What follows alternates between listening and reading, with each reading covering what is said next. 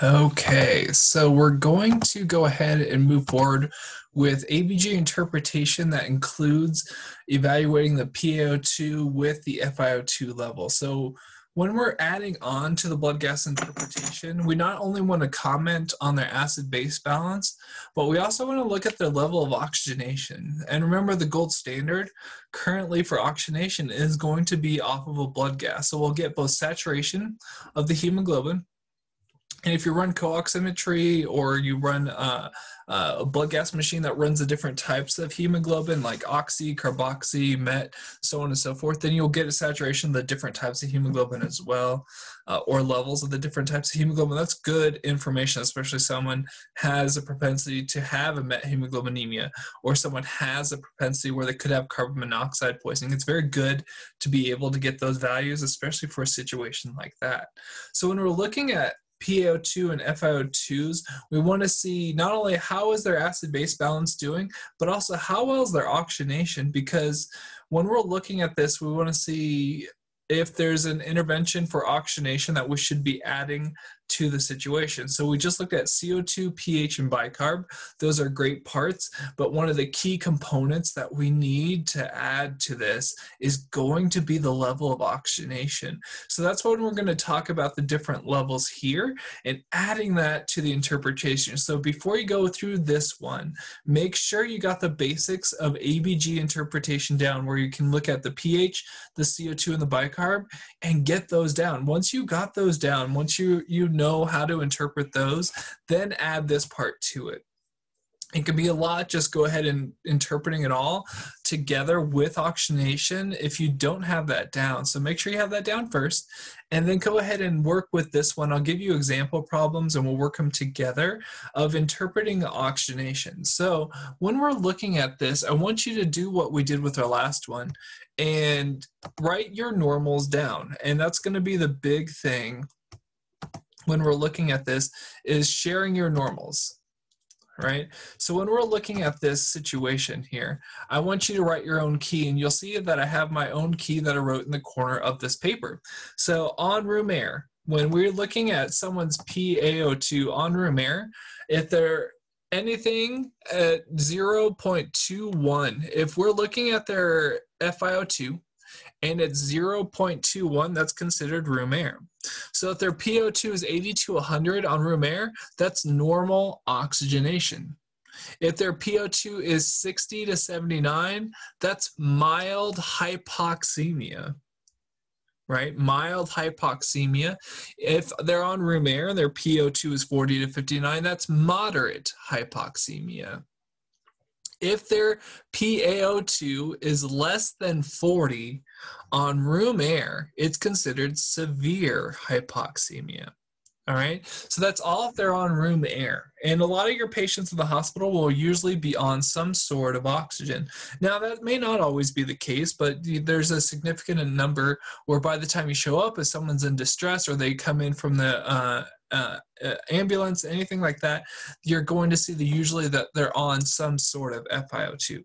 So if they're on anything but 0.21, then we're going to use this category. So if they're on anything but room air, you're going to use this category. So if it's less than 60, if we look at their PaO2 and they're on oxygen and it's less than 60, they are uncorrected. Uncorrected. In other words, we haven't gotten their PaO2 to an acceptable level yet. So they're uncorrected in their oxygenation, so uncorrected hypoxemia ultimately, right? If their PO2 is over 60, then we're corrected. We're compensating for a hypoxemia level, right? That FiO2 is enough to keep that PO2 over 60. That's perfect. Now remember, a PO2 over 60, when we looked at the oxyhemoglobin dissociation curve, one of my favorite subjects, of course, when we looked at the curve, a PO2 over 60 allows the hemoglobin to have an appropriate level of saturation to have good delivery of oxygen to the tissues. So that's the goal usually, is to try to get someone's PaO2 above 60. Now we're talking P little AO2, what's in the artery, what's off of a blood gas, okay? not the P big AO2 from the alveoli, but the P little AO2. If we can get that P little AO2 over 60, that's a good situation for oxygen delivery, or a good setup for oxygen delivery to our tissues to keep all of our organs running perfectly. If it's over 100, if we overshoot them, overcorrected is what it would be called. So if their PO2 is 150, 200, 300, you go on and go on. That would be overcorrected. We might have to titrate their FiO2 or pressure setting, right? We're going to take that case by case. Now, there's some situations like an organ procurement where we might go ahead and take the PO2 high for a little bit to help hyperoxygenate some of the tissues or organs, things like that. Some of those things will exist, but for now, we won't worry about it. Just think about it as titrating FiO2 or mean airway pressure or pressure that we're giving the patient. So let's start with some basic example problems. We'll do a room air one first. So let's do a pH. We're going to go through the whole interpretation together here. So we're adding on oxygenation to this. All right, so the pH for the first one is going to be 7.56.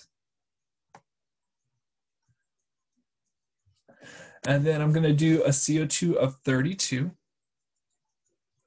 then I'm going to do a bicarb of 24. And then I'm going to do a PaO2 of 100. And they're on an FiO2 of 0.5 or 50%. All right, so just like before, we're going to label, okay? We're going to label this. I always start with the pH. That's the best way to do it. So far as 7.56 is basic. So I have an alkalosis. So I'm just going to write alkalosis, right? I have an alkalosis of some sort. My CO2 is 32. Normal CO2 is 35 to 45. So the CO2 level is low. So this would also be basic, okay? So I have that going on. I have a basic CO2 with a basic pH. What about my bicarb? Well, my bicarb is, normal bicarb is 22 to 26, and so this is 24, so this is normal. Normal bicarb. So here I am, I'm just walking through labeling it, and this is how I recommend it to start off with. PaO2 of 100 on 50%. So which category are we going to use? Are we going to use the room air category or oxygen category? Well, we're going to use the oxygen category. So PaO2 of 100, it's not over 100, but a PaO2 of 100 is corrected hypoxemia. So I know that that part's there. I'll just put correct as far as corrected hypoxemia. So that's a corrected hypoxemia. So here I now need to interpret the blood gas. So I have an alkalosis. Who goes along with the alkalosis? Well, that's matching up the letters. So B with B. So I have a respiratory alkalosis. And then what type of respiratory alkalosis do I have? Is it acute, compensated, partially compensated? What is it? Well, in this situation, the pH is outside normal limits, so that eliminates the compensated. So what do we do now? So now it's either an acute or partially compensated. So it would be acute in this scenario because between the CO2 and the bicarb, one of these values is normal, the other one is not. So when we see a CO2 and bicarb, if one of the values is normal, the other one is not, we see that as an acute situation when the pH is off. So this is an acute respiratory alkalosis with corrected hypoxemia or corrected oxygenation, right? Corrected hypoxemia. So in other words, they needed an FiO2 of 0.5 or 50% oxygen to get that PaO2 of 100. So this is an acute respiratory alkalosis with corrected hypoxemia. And if you want, you can label the PaO2 too, where you could just put like the letter C for corrected or U for uncorrected or O for overcorrected if you want to do that. You can also do that as well if you're, if that's something that works well for your system. So here we've interpreted the blood gas as an acute respiratory alkalosis. All we did is now answer, is there hypoxemia? If there's not, if there is hypoxemia, how severe is it? So on and so forth. So we're adding to valuable information on the acid-base balance. Now we're adding oxygenation. So now we get a more complete picture of not only is this patient breathing, how's their metabolic system doing, how are they compensating, to now also how's their oxygenation looking. And that's a lot of reasons why we do blood gases. We either do blood gases for ventilation, oxygenation, or both. And then a lot of times too, if someone's in renal failure, we might be doing blood gas there. There's multiple reasons to do a blood gas to look at pH and everything here, but we're talking more specifically about respiratory blood gases here. So let's go ahead and do another example. Let's do a room air one. So I'm going to do a 7.55. I'm going to do a CO2 of 20. I'm going to do a bicarb of 18. And you can always pause this and solve them yourself and then see how you're doing there. I'm going to give you a PaO2 of 45. And we're going to go on room air, so 0.21. So nothing changes here. I'm going to start at the very beginning. My pH is 7.55. That's basic. So I'm going to write over here in alkalosis. CO2 of 20, that's very low. That's a basic. Bicarb of 18, that's very low. That's acidic. A PO2 of 45 on room air. So this is on room air. So I'm going to use this category up here, right? This room air category. So PO2 of 45. That's in this moderate category, so I'm going to put moderate. And you can label it over here, moderate, if you want, if that's something that you want to do. Moderate hypoxemia. Okay, so I already got an alkalosis, because that's where the pH is, with moderate hypoxemia. Now I need to do the rest of my interpretation. Who goes along with this alkalosis? Who causes alkalosis? Darn, respiratory again. Respiratory alkalosis. Is this an acute or partially compensated? Well, this is a partially compensated because both the bicarb and the CO2 are outside of normal limits and they're going in opposite directions with an abnormal pH. So this is a partially compensated respiratory alkalosis with moderate hypoxemia. Whew. All right, let's just keep doing some of these. The more you do it, the more comfortable you'll get with it. Let's do another one. Let's do 7.26. CO2 of 56. A bicarb of 24. PO2, let's do 80. And let's just do 50% again, or 0.50 for FiO2. Remember, FiO2 is a fractional index. That's why you don't say percent. So here we go. All right, let's go ahead and start at the beginning. 7.26 is acidic. So I have an acidosis, so ACID. So I have an acidosis of some sort. CO2 56 is acidic. Bicarb of 24 is normal. Remember, normal is 22 to 26.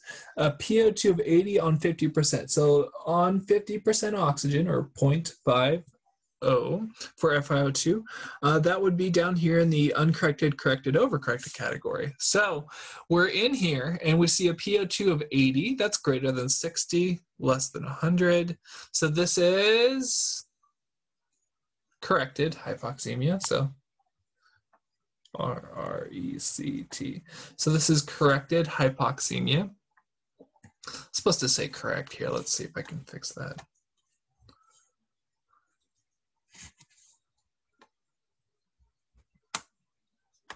That's as close as I can get. All right, so I have an acidosis with corrected hypoxemia. So now I need to comment on that. Who goes along with the pH here? Well, it's not the bicarb, it's the respiratory. So I have a respiratory acidosis with corrected hypoxemia. Now I need to figure out what kind of respiratory acidosis this is. This is partially compensated or acute. Well, this would be acute. Acute respiratory acidosis with corrected hypoxemia. Well, why is it acute? Because remember, the CO2 and the bicarb, one of them is normal, the other one is not, and the pH is off. So that is the definition of an acute situation. So this is an acute respiratory acidosis with corrected hypoxemia. That FiO2 of 0.5 or 50%, if you like percentages, that 50% oxygen is allowing that PO2 to be in this value of a normal or corrected level. So it's working so far. It's therapeutic. It's putting the patient sort of where we need them, if that's our goal there. All right, let's do another example, 7.37, 42, 25, 150, yes, 150, and we'll put them on room air. Oh, heavens. This looks like a challenge question. I love these. I love something that makes us sort of think and expand our thought processes here. So when we're looking at this one, we're looking at just starting at the beginning.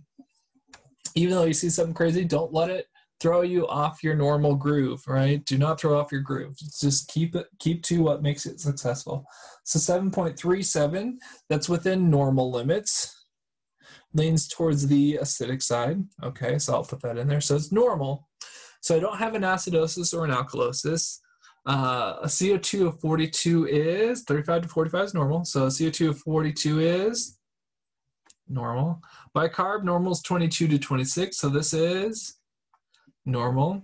So I have a normal acid-base balance. I have normal. So it's a normal blood gas, but with a PaO2 of 150 on room air. So I'm just putting normal values. But is it possible to have a PaO2 of 150 on room air? Well, look at what direction that pH and that CO2 are. So look at the directions. The pH and the CO2 lean a little bit towards the acidic side, and it's not traditionally normal to have a PO2 150 on room air. So what do you know about atmospheric pressures? What do you know about physics? What do you know about blood gases? Well, what do you know about atmospheric CO2 levels? So that's a hint here, okay? So when you're looking at this, a bicarb, normal bicarb is 22 to 26. This one's almost 26, right? It's 25. So it's leaning. If you had to say the bicarb is leaning a direction, which one would you say? Well, it would be leaning towards the basic side. If you had to say the CO2 is leaning a direction, you would say it's leaning towards the acidic side. If the pH is leaning a direction, you would say it's also leaning towards the acidic side. So here's the question. Do we just record these values and move on? Or do we think, man, a PaO2 of 50 on room air, a 150 on room air is really high. And especially if this patient has a higher end of normal CO2. It's higher end of normal. It's not outside of normal limits. Odds are there's something that went on with this blood gas. And hopefully you have ideas bubbling in your head, right? So see if you can think through it and then pause it, right? See if you can think through it. If you just don't want to go that direction, unfortunately, what do you know about atmospheric CO2 levels? What do you know about atmospheric pressure of oxygen levels? So atmospheric PaO2, all right, atmospheric pressure, that's normally around 150, 149, 150 in that area. What do you know about atmospheric CO2 levels? Hardly anything, right? Atmospheric CO2 levels are hardly anything. So if there's an air bubble that's in a blood gas, and we'll go through this in the lectures, if there's an air bubble in the blood gas, the PaO2 will go up, right? It'll cause the PaO2 to be elevated. The CO2 level, because the air bubble, there's hardly any CO2 in air or atmospheric bubble, the CO2 would go down, and that would cause the pH then to also change as well, right? So the pH would go up, it would become more normal. So in this situation, even though the values are normal, by looking at this part of the blood gas, by looking at the PO2 and understanding that they're on room air and knowing this patient is leaning towards the acidosis side, this probably is not a normal blood gas. This is probably an acidosis with an air bubble. So this is a sampling error. Ooh, I love this one. This is a fun one. I'm glad we did this one. When we're looking at this, so I want you just to sort of think critically through this, right? The pH is leaning acidic. The CO2 is leaning acidic. The bicarb's leaning basic, right? So when we're looking at this, something is sort of off, especially with that glaring flag of a PO2 150 on room air.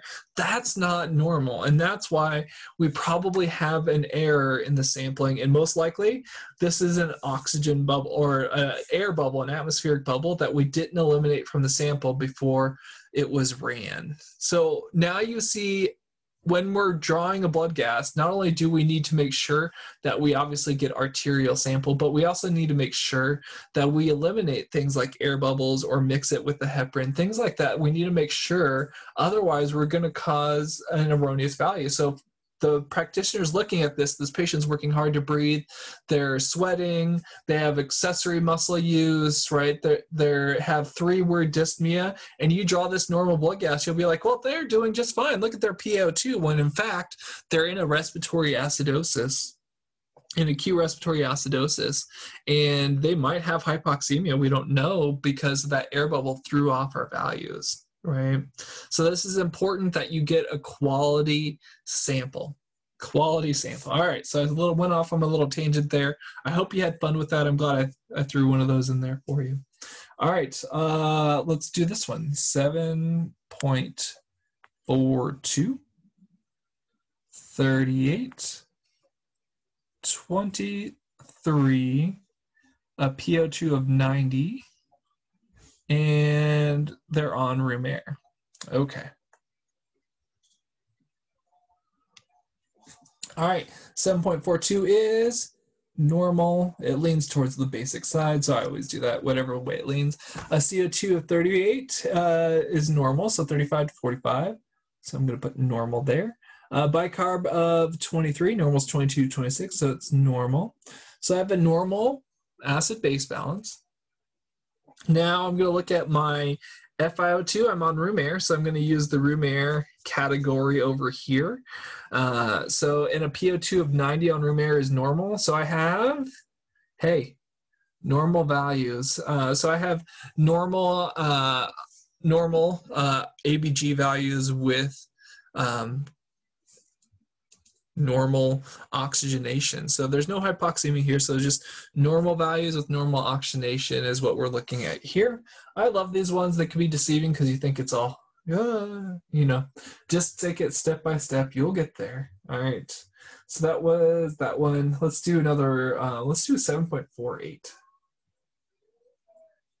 7.48, 33, 24, 50, and they're also on room air. All right, this one's going to be more than normal values, obviously. All right, 7.48 is basic. So I have an alkalosis of some sort. Write that down. CO2 at 33 is basic. Bicarb of 24 is normal. So here I have a respiratory alkalosis, remember? So I'll just put that in here. I have a respiratory alkalosis. And then when I'm looking at my PO2, I have a PO2 of 50 on room air, so I go over to my room air category. A PO2 of 50 is moderate hypoxemia, so I'm going to write moderate. And if I had room, I would write moderate hypoxemia, right? So I have a respiratory alkalosis with moderate hypoxemia. Now I need to figure out if this is acute or partially compensated because the pH is outside normal limits. This, of course, is acute because between the CO2 and bicarb, one is normal, one is not. And so this is an acute respiratory alkalosis with moderate hypoxemia. So in this situation, you would give the patient some oxygen, right? And then as far as the alkalosis goes, we need to figure out what's causing the respiratory alkalosis. Is it anxiety? A bunch of different things could be going on there. So we need to sort of figure out what's causing that there. But there you go. That would tell you to give the patient some FiO2. So put them on a couple liters of oxygen. All right, get that PO2 above 60 at least is the plan. All right, so that was that one. Let's do this one, 7.46. 7.46, 26, 18, 70, and they're on 0.35. So they're on 35% if you like percentages. That's what they're on. All right, 7.46 is basic. So I have an alkalosis. CO2 26 is basic. Well, so far those are going together. Bicarb of 18 is acidic. Oh, heavens. All right. Now I have a PO2 of 70 on FiO2, so on oxygen. So now I go to this lower category, this oxygen category. PO2 of 70 is in the corrected range, so I have a corrected hypoxemia. So now what do I have going on? I have a respiratory alkalosis. Respiratory alkalosis with corrected hypoxemia. Now I need to know if it's partially compensated or acute. This is partially compensated because bicarb is the opposite direction of the acid, right? So it's an acidic trying to balance out the base there. So this is a partially compensated respiratory alkalosis with corrected hypoxemia. In other words, your oxygen level, that 35% or that 0.35 FiO2 is working, right? That's perfect. That patient has that going on. Let's do another one. Like I said, you can always pause these after I do the values, work them out, and then you could check yourself, unpause it, and check and see if you got the same interpretation. 7.24, 28, 12, 90, and they're on 0.4. So 40% if you like percentages there. All right, 7.24 is acidic. So I'm going to go over here and write acid. I have an acidosis. CO2 28 is basic, so that's not doing it. That's not causing the acidosis. Bicarb of 12 is acidic. Oh, heavens. That's our to blame. So I have a metabolic acidosis because remember, we're just matching up who goes along with the pH here. PO2 of 90 on oxygen, so we're going to use the oxygen category. PO2 of 90 would be in the corrected, so I'm just going to write corrected. Corrected hypoxemia. So now I need to figure out, is this an acute metabolic acidosis or partially compensated metabolic acidosis? This would be a partially compensated metabolic acidosis with corrected hypoxemia. Thanks, oxygen.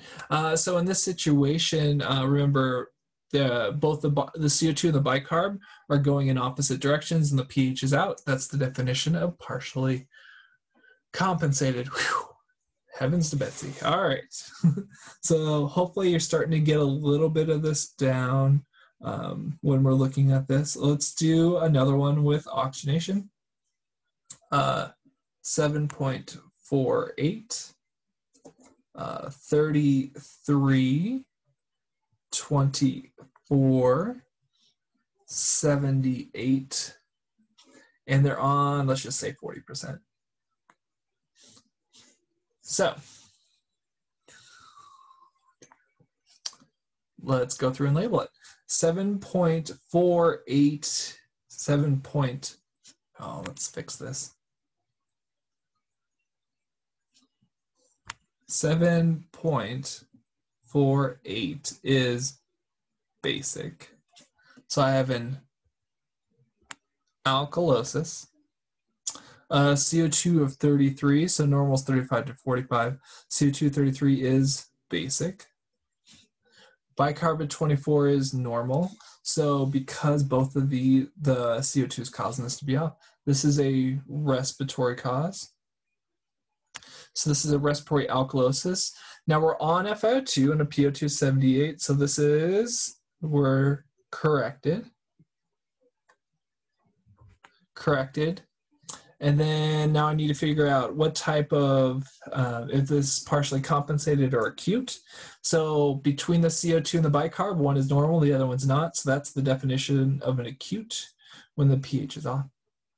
So this is an acute respiratory alkalosis with corrected hypoxemia.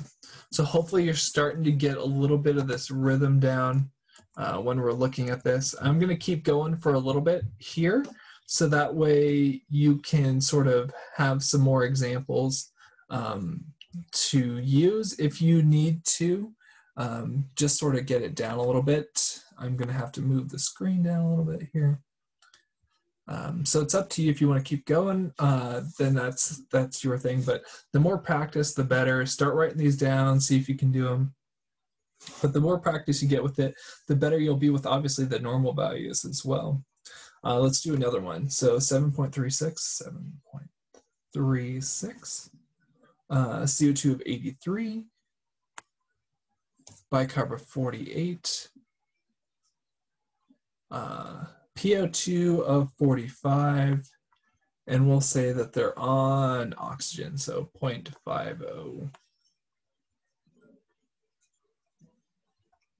Okay, so 7.36 is normal, but it leans towards the acidic side, so I'll put that in there. So this is either a normal acid-base balance or it's a compensated or chronic situation. So let's see. Well, what is our CO2 level here? 83. Heavens to Betsy. So that's really acidic. And then bicarb level of 48. That's very basic. So this is not normal, right? So this is obviously a compensated or corrected. So how do I know which direction to lean if the pH is normal? Well, this pH leans towards the acidic side. So this is a compensated or chronic respiratory, because that's where it leans towards the acidic, and the matching one there is respiratory. This is a chronic respiratory acidosis with, oh, we haven't gotten there yet. They're on oxygen, and their PO2 is 45. P little AO2 is 45. That is uncorrected. So that's with uncorrected hypoxemia.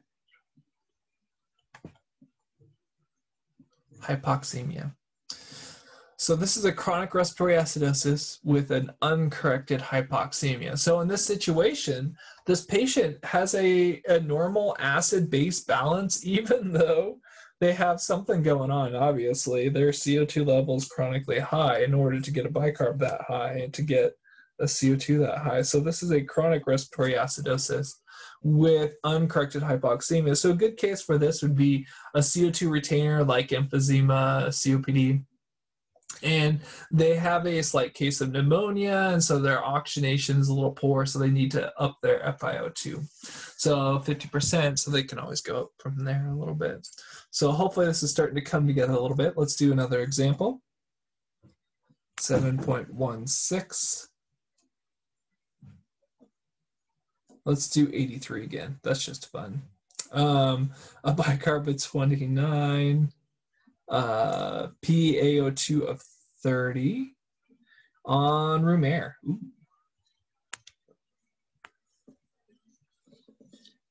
All right, 7.16 is acidic.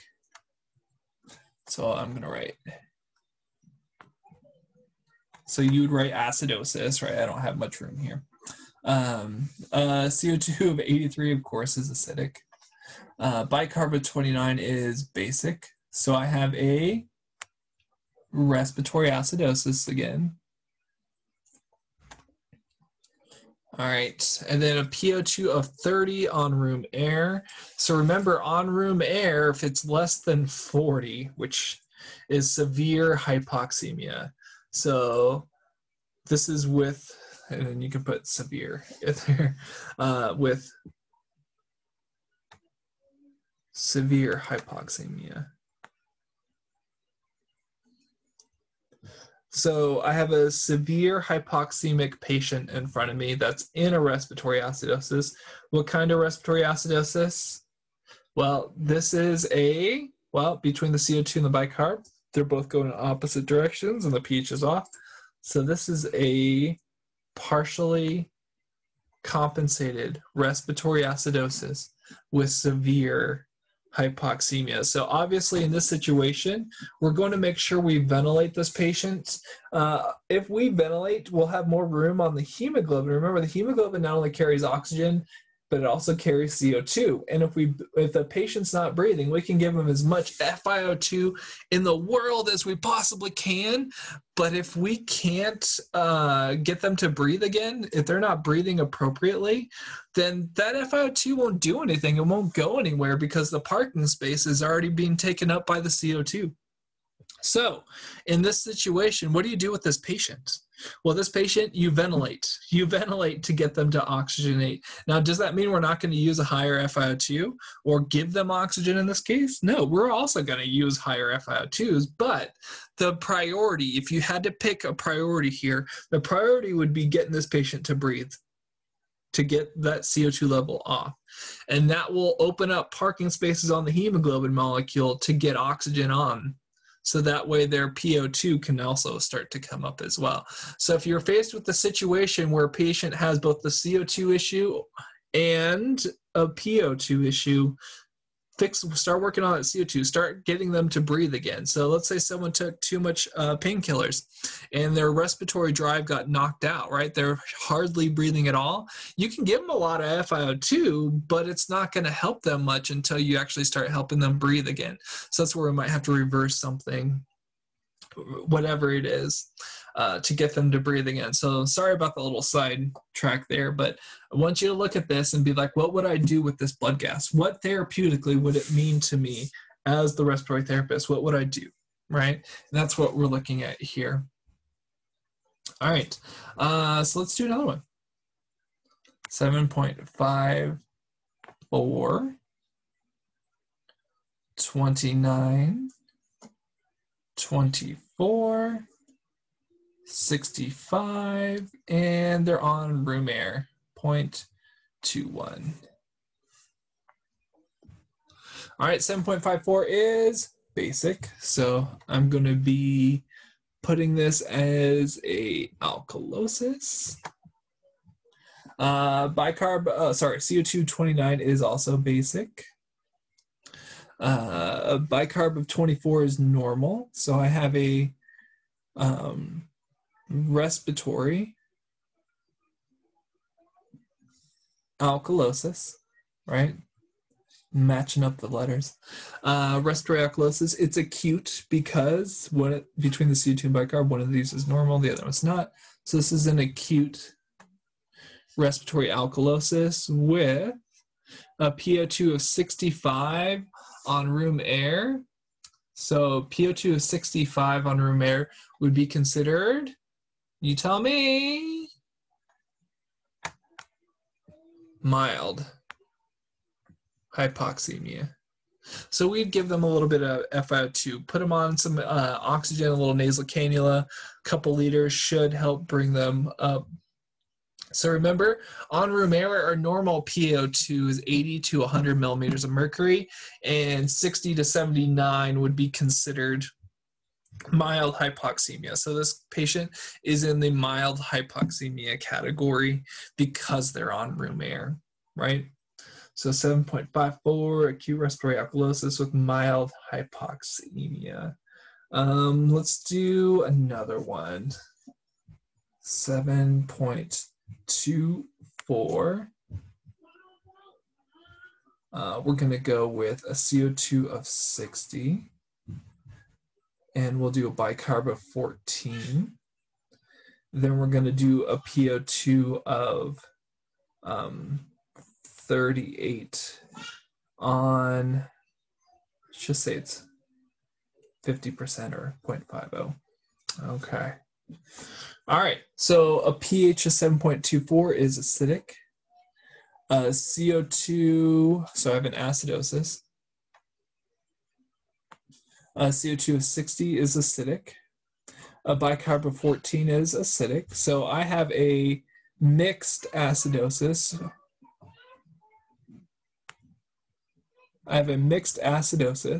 And then they're on FiO2 with uncorrected. Remember, it's less than 60 with uncorrected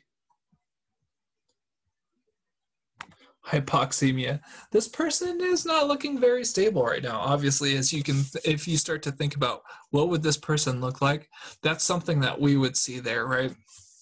So this is a mixed acidosis with uncorrected hypoxemia. So, or undercorrected. Either way, uncorrected hypoxemia, that's going to be significant. So we not only need to get this person to have a good acid-base balance again, but we also need to make sure that to give them the proper oxygenation they can. So obviously there's room for growth with both on this patient, but we got to consider the different situations when we're looking at this. Let's do one more. Let's do this one, 7.54, 25, 21, PO2 of 90 on room air. So 7.54 is basic. So I have an alkalosis. CO2 25 is basic. Normal bicarb is 22 to 26, and this is low, so this is actually acidic. So here I have a respiratory alkalosis. All right, PO2 of 90 on room air. A PO2 of 90 on room air is actually considered normal. Remember, 80 to 100 is considered normal on a room air. So normal oxygenation. So I have a respiratory alkalosis with normal oxygenation. Now I need to figure out if this is acute or partially compensated. So I'll just put it in there. This is going to be partially compensated because, remember, looking at this, both of these values are abnormal. So one's basic, one's alkalotic. They're both going in opposite directions, and the pH is off. So that's the definition of partially compensated. So this is a partially compensated respiratory alkalosis with normal oxygenation. So hopefully this is enough where you can look at it and start to look at which category am I using. I'm using this patient's on FiO2, then I'm going to use the uncorrected, corrected, overcorrected category. If they're on room air, where they're not on any oxygen whatsoever, then I'm going to use that mild, moderate, severe category or normal when you're looking at it. So just sort of understand when you're adding oxygenation to the mix, we're trying to see, are we being therapeutic if they're on oxygen? Are we being therapeutic? Are we giving them enough FiO2? Are we providing enough FiO2 to help their oxygenation? That's important. Now remember, we can provide them enough FiO2 to correct it, but if their CO2 levels are insanely high and their pH levels are insanely high, they're not breathing, or they're not breathing effectively, I should say, then we can give them as much FiO2 as we want. It won't make a difference here.